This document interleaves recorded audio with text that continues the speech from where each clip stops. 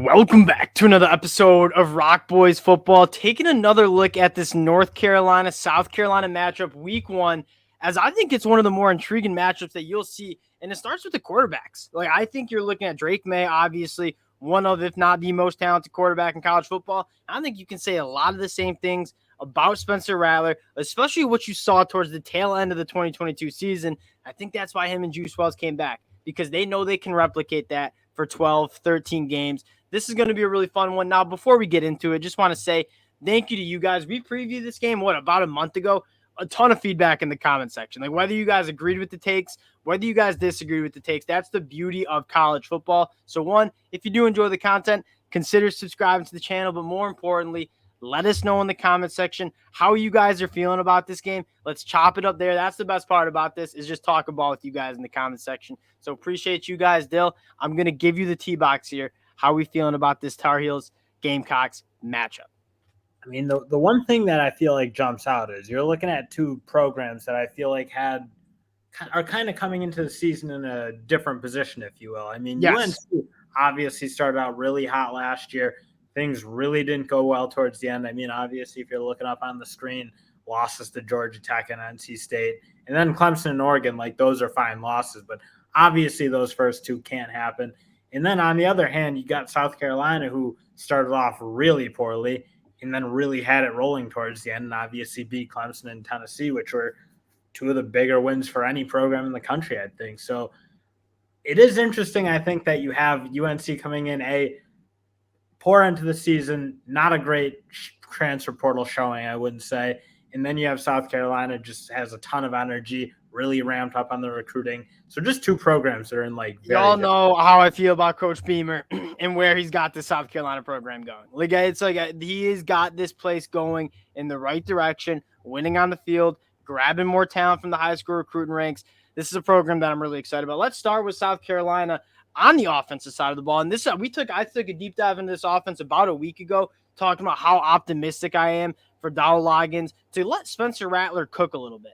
I mean, you go back in Satterfield last year, you have a quarterback with one of the most talented arms, if not the most talented arm in college football, and you're throwing behind line of scrimmage, you're not pushing the ball down the field. Really frustrating. And then when you see, when you go back, watch the Tennessee Clemson game, they're like, all right, Spencer Rattler, go sling it around, go let it rip. Best two games that he had all year. So I think Dowell Loggins kind of coming over, Spencer Rattler riding that confidence that he had towards the tail end of the year. You get Juice Wells back. Still, I look at that North Carolina defense specifically in the secondary, and I have some questions about how they're going to deal with that. Yeah, I mean, if South Carolina kind of sticks on the path they've been on in terms of throwing the football a little better, especially downfield, I mean, this UNC secondary is one of the worst in the country. Or it was last year. Obviously, lose Grimes and Doc to the portal. I mean, you do add Armani Chapman, very good player, I thought, for Virginia Tech. But just as a whole unit, I really struggle seeing how this UNC defense really slows the South Carolina passing attack down, led by Juice Wells. Well, I think the one thing, and this is kind of what we talked about with, if South Carolina can have a special offense, I really do think they have the quarterback and the skill talent around them. If UNC does want to stop Spencer Rattler in the South Carolina offense, it is with the pass rush, which, they can make some noise up front. You take a look at guys like Miles Murphy, Desmond Evans, they have some dudes that can get some pressure on the quarterback, and it's a South Carolina offense that, as high as I am, as much as I'm rooting for this South Carolina team, I do have some question marks about that offensive line protecting Spencer Rattler. So in my mind, if UNC does want to slow this Gamecocks offense down, it does have to be, can they get some pass rush and can they get to Spencer Rattler? And if they do, or if they try to, can this South Carolina offensive line hold up? Well, and that's the frustrating part about the UNC defense is when you look at a lot of these players in isolation, talented group. Desmond Evans, Miles Murphy, both I feel have big time talent. You look at those two linebackers, they should be able to add some ability for pass rush. I mean, two very athletic linebackers who play well in space, but then as a unit, they never really feel like they're putting any pressure on opposing offenses in any sense of the word. I mean, you just feel like guys are constantly open. Their quarterbacks have a lot of time to throw. They're just consistently getting picked apart, despite having what I'd say, at least in the front seven, feels like a unit that's talented enough to be tougher. So it will be interesting to see. Again, I'm not in love with the South Carolina offensive line coming into this year. I do think that possibly North Carolina can do something with that, but just given what they did last year, it's hard to believe in that unit really going out there. The most frustrating part about this North Carolina defense is, like, from a talent standpoint, like, it's good. Like, Power Echols, Cedric Gray, they're going to be playing in the NFL. Miles Murphy going to be playing NFL. You look at last year, like, Tony Grimes and Storm Duck are going to be on NFL rosters. Like, these guys individually were good. The unit as a whole played horrible. And, like, Gene Chizik keeps his job. Like, Coach Brown maybe just has some sort of confidence that he's the guy to right the shit. And again, it's a group that can be good. It's just like, I'm not going to believe it until I see it. One other thing I'll add, we had some question marks about the South Carolina running back situation. You lose Marshawn Lloyd, don't really have a guy.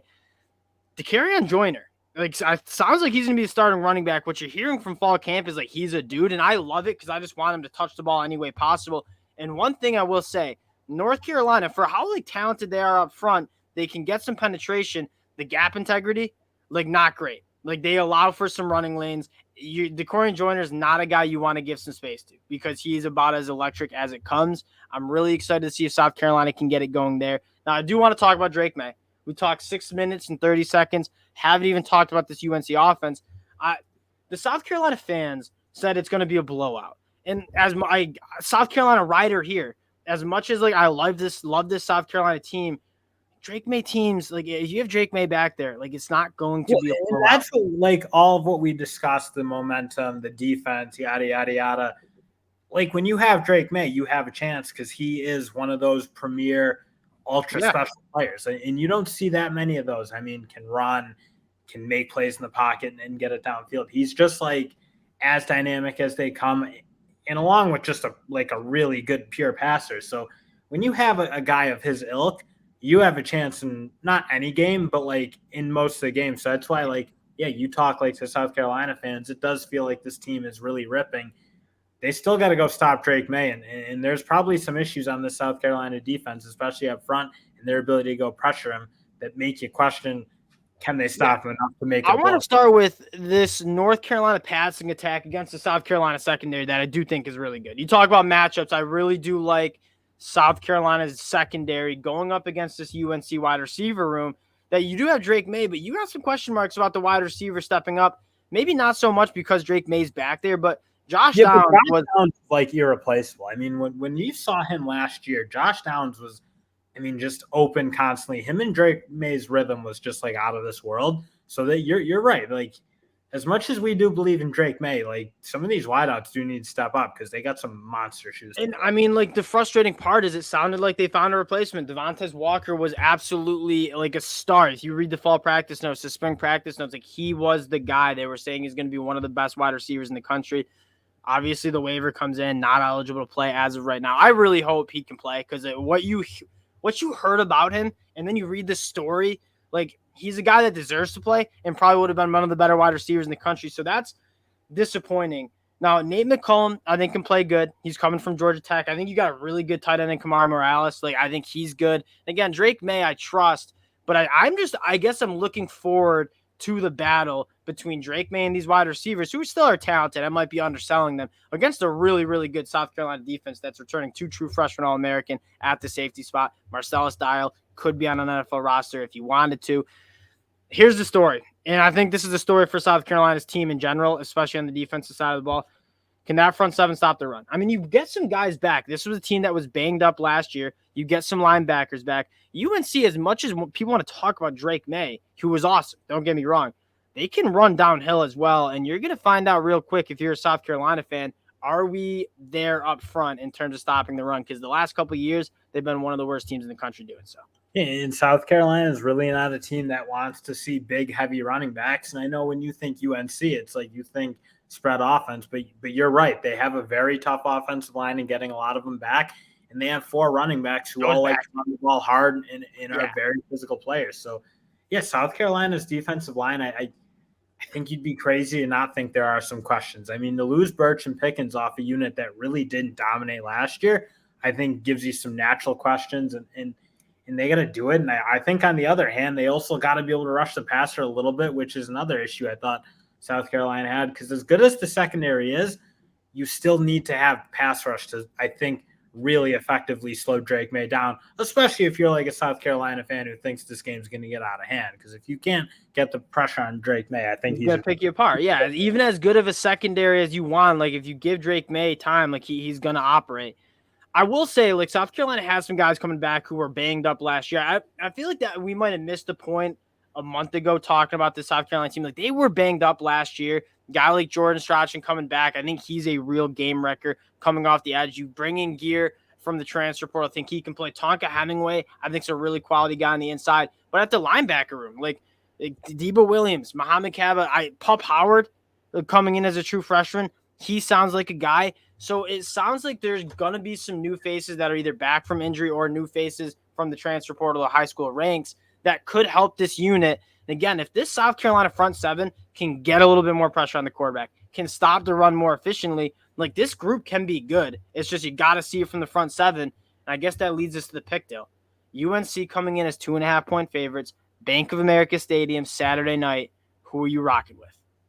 I like South Carolina in this game, and I just think like the momentum in the way these programs are going is probably too much just in general. And again, you talk about the matchup. I think this secondary, I don't really know how they slow this passing attack down for South Carolina, given what we saw last year.